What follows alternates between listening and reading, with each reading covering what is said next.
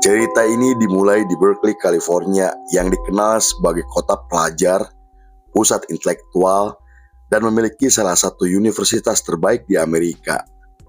Meski begitu, kota tersebut juga memiliki gerakan aktivis yang terafiliasi seperti gerakan free speech, anti perang Vietnam, dan anarkisme. Periode 80-an bisa dibilang sebagai periode terburuk akibat kebijakan baru yang diberlakukan oleh Presiden Ronald Reagan. Pemotongan pajak besar-besaran, regulasi industri yang kacau, dan pemangkasan anggaran untuk program sosial membuat masyarakat semakin menderita. Kesenjangan sosial juga semakin jelas terlihat di mana orang-orang kaya dan pemilik perusahaan menjadi semakin kaya karena kebijakan tersebut. Sedangkan untuk orang-orang kelas pekerja, minoritas kulit hitam dan Latin, kehidupan mereka menjadi tidak karuan yang menyebabkan angka pengangguran semakin meningkat. Tak hanya itu, kebrutalan polisi terhadap kaum minoritas mendorong para anak muda di Berkeley, California untuk melakukan perlawanan. Mereka lalu menggelar demo besar-besaran karena sudah muak dengan tindakan aparat yang semakin brutal. Mereka juga sangat menentang kapitalisme, konservatisme, dan militerisme yang semakin merajalela.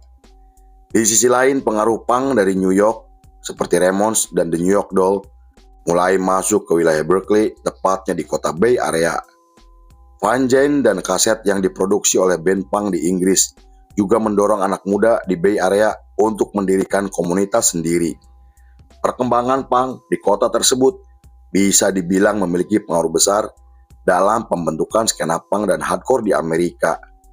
Meski dikenal sebagai kota pelajar dan pusat intelektual, Bay Area merupakan tempat untuk anak muda kontra budaya yang ingin menyerukan aspirasi dan kegelisahannya melalui sebuah karya. Tim Armstrong dan Matt Freeman bisa dibilang sebagai salah satu penggagas untuk komunitas punk di Bay Area.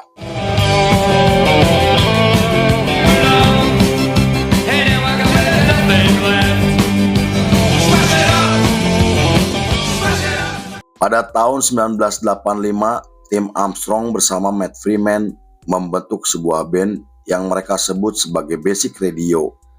Band tersebut memainkan musik ska punk yang terinspirasi oleh band punk Inggris yang memiliki pengaruh besar bernama The Clash. Kemunculan mereka langsung menarik perhatian banyak orang karena membawa semangat anti-kapitalisme, anarkisme, DIY, dan idealisme sosial. Mereka tumbuh menjadi band yang cukup disegani hingga dianggap sebagai band ska punk pertama yang muncul di skena Bay Area. Kreativitas mereka sudah tidak diragukan lagi karena berisi para personil yang dikenal sangat kritis dalam menentang kebijakan pemerintahan. Pertunjukan mereka juga selalu dipadati oleh para penonton yang membuat nama mereka menjadi semakin terkenal. Namun setelah 1 tahun berjalan, Basic Radio akhirnya bubar karena masalah yang tidak dijelaskan. Tim Armstrong kemudian pindah ke New York bersama ibunya untuk melanjutkan pendidikannya. Sedangkan Matt memutuskan tetap di Bay Area karena tidak ingin meninggalkan keluarganya. Setelah tim Armstrong kembali ke Bay Area pada tahun 1987, ia mengajak Matt untuk mendirikan band baru yang ia sebut sebagai Operation Ivy. Nama Operation Ivy diambil dari nama kode program pengujian senjata nuklir Amerika sebagai bentuk kritik terhadap militerisme dan kehancuran ekologis. Matt Freeman langsung menerima ajakan tersebut karena ia memang rindu dengan atmosfer yang dihasilkan oleh para penonton. Mereka lalu merekrut teman tongkrongannya bernama Dave Mello dan Jesse Michael yang mereka temui saat menghadiri acara komunitas.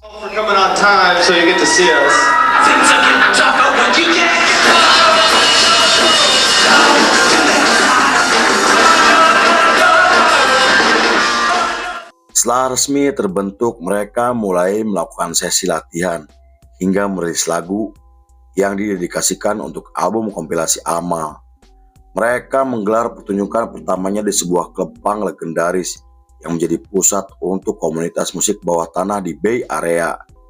Mereka tampil agresif dengan formasi Jesse Michael pada vokal, Tim Armstrong pada gitar, Matt Freeman pada bass, dan Dave Mello pada drum.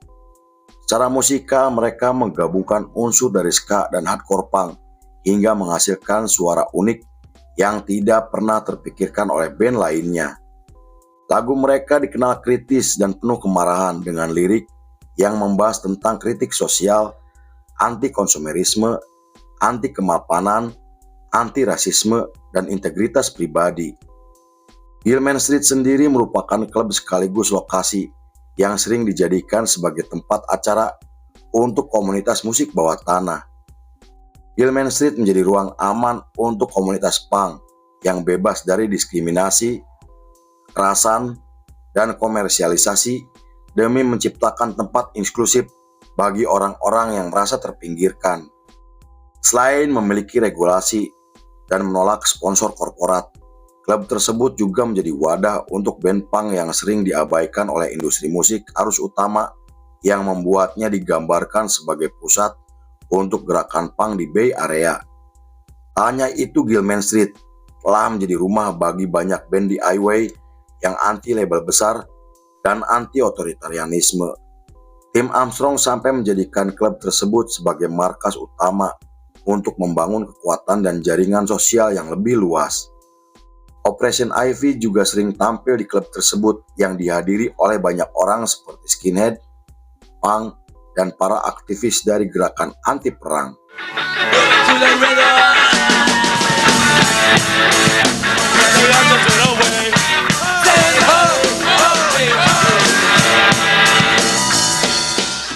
Pada tahun 1988, mereka resmi merilis EP pertamanya yang diproduksi oleh label independen yang cukup terkenal di Bay Area. Selain berhasil membawa nama mereka menjadi dikenal oleh banyak orang, EP tersebut sangat mencerminkan semangat punk yang idealis dan politis. Mereka juga terus menyerukan perlawanan terhadap kebijakan pemerintahan tanpa menghilangkan nilai-nilai humanis, persatuan, dan kesadaran sosial. Hal itu membuat mereka digambarkan oleh para jurnalis sebagai band pembawa pesan sosial yang muncul di skena punk Amerika. Sejak saat itu mereka terus konsisten untuk menolak sistem kekuasaan yang menindas dan norma sosial yang dianggap represif. Beberapa lagu mereka juga mulai menampilkan lirik untuk menyerang militerisme, kapitalisme, dan sistem pemerintahan yang telah membuat rakyat Amerika hidup menderita. Bahkan para penggemar sampai menjadikan lagu mereka sebagai simbol perlawanan untuk menentang aksi rasial, segregasi, dan gerakan nasionalis yang semakin membesar. Hal itu bukan tanpa alasan karena mereka percaya jika perbedaan ras, kelas, dan budaya tidak bisa membuat mereka terpecah belah hanya karena masalah politik. Beberapa bulan kemudian, mereka menggelar tur nasional yang semua tiketnya terjual habis hanya dalam waktu yang singkat. Aksi panggung mereka yang agresif berhasil menarik perhatian seorang jurnalis musik Amerika bernama Joy Aoki. Ia menggambarkan Operation Ivy sebagai band yang luar biasa karena mampu menciptakan atmosfer mengerikan melalui aksi panggungnya. Lagu-lagu mereka juga sangat mencerminkan sikap pemberontakan yang menentang norma sosial dan anti pemerintahan. To introduce Operation Ivy? No, they're not going to let me.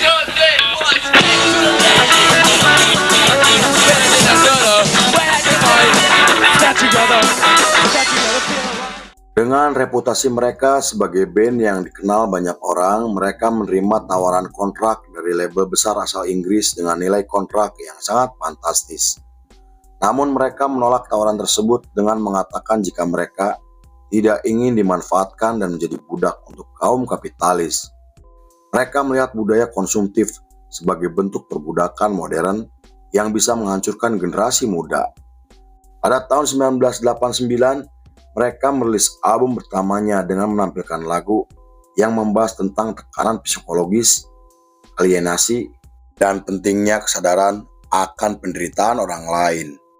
Selain mendapatkan pujian dan menempati posisi 7 di tangga album independen, album tersebut menampilkan artwork yang dibuat langsung oleh sang vokalis untuk menggambarkan pandangan mereka terhadap isu rasisme, keadilan sosial, dan budaya arus utama yang semakin mendominasi.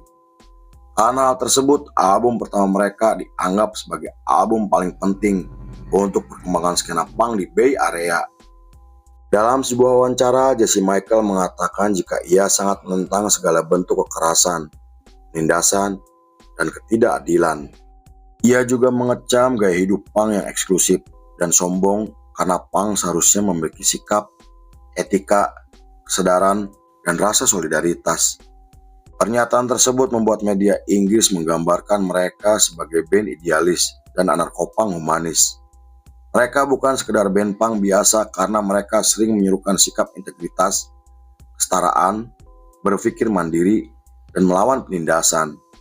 Mereka juga menggunakan musik sebagai senjata utama untuk menyebarkan pengaruh dan ideologi mereka ke seluruh dunia.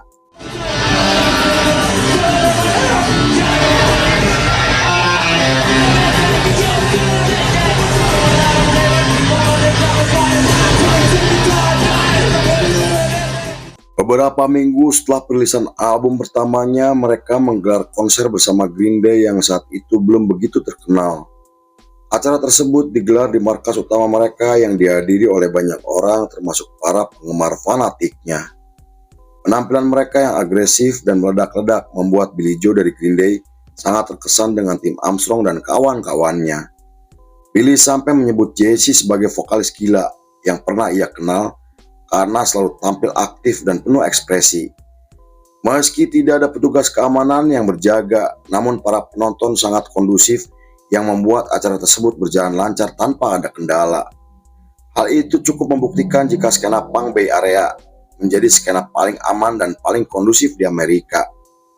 Pada 28 Mei 1989, Operation Ivy akhirnya bubar karena perbedaan visi dan ingin mempertahankan etos DIY tanpa dikomersilkan. Banyak penggemar merasa bingung dan kecewa karena saat itu mereka telah menjadi salah satu band ska punk paling disegani di Amerika. Beberapa orang sampai menganggap mereka lari dari medan perang di saat suara mereka sangat dibutuhkan. Meski begitu, keputusan tersebut harus mereka ambil sebagai bentuk perlawanan terhadap tekanan popularitas yang membuat mereka tidak nyaman. Mereka menolak untuk sukses karena itu bisa mengorbankan sikap idealisme yang telah mereka bangun selama bertahun-tahun. Beberapa kritikus dari skena anarko-punk di Inggris menganggap mereka sebagai band yang terlalu idealis, naif, dan terlalu realistis.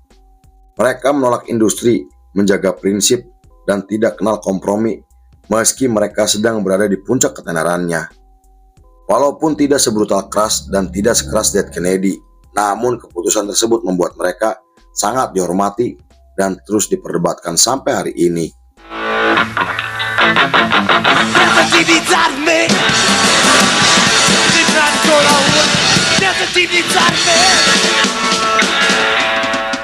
Pada tahun 1991, Tim Armstrong dan Matt Freeman membentuk sebuah band street punk bernama Rancid. Bersama band tersebut mereka meraih kesuksesan yang luar biasa hingga bergabung dengan label besar yang membawa nama mereka semakin dikenal ke seluruh dunia.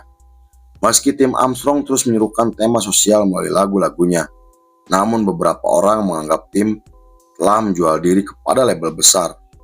Rancid juga dituduh sebagai band yang menjual nama street punk untuk kepentingan pribadi dengan lagunya yang mulai dikomersilkan.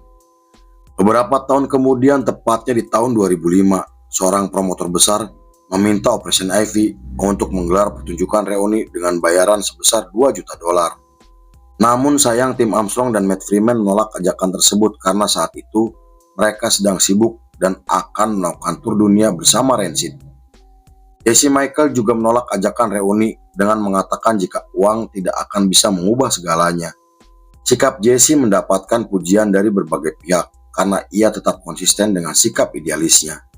Meski begitu, beberapa jurnalis mengkritik sikap mereka yang keras kepala karena menyanyiakan kesempatan besar untuk memperluas pesan mereka kepada generasi anak muda.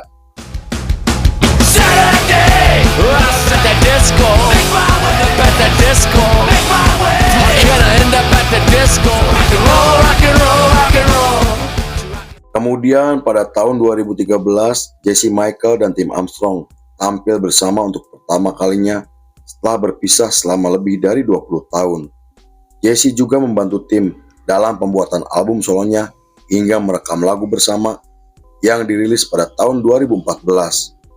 Meskipun pertunjukan reuni merupakan hal yang mustahil, namun para personil masih menjalin hubungan dan sering terlihat nongkrong bersama. Bahkan pada tahun 2023, tim Armstrong dan Jesse membentuk sebuah band proyek yang mereka sebut sebagai Bad Optics. Selain merilis lagu pertamanya yang menerima banyak ulasan positif, mereka menggelar pertunjukan di Gilman Street yang digambarkan sebagai konser reuni oleh para penggemarnya. Walaupun Operation Ivy hanya merilis 2 album dan bertahan selama 2 tahun, namun mereka menjadi band yang memiliki pengaruh besar untuk perkembangan ska punk dan industri musik dunia. Mereka menjadi ikon untuk skena punk Bay Area dengan pergerakannya yang telah diakui dan tercatat dalam buku sejarah. Lalu film pun selesai.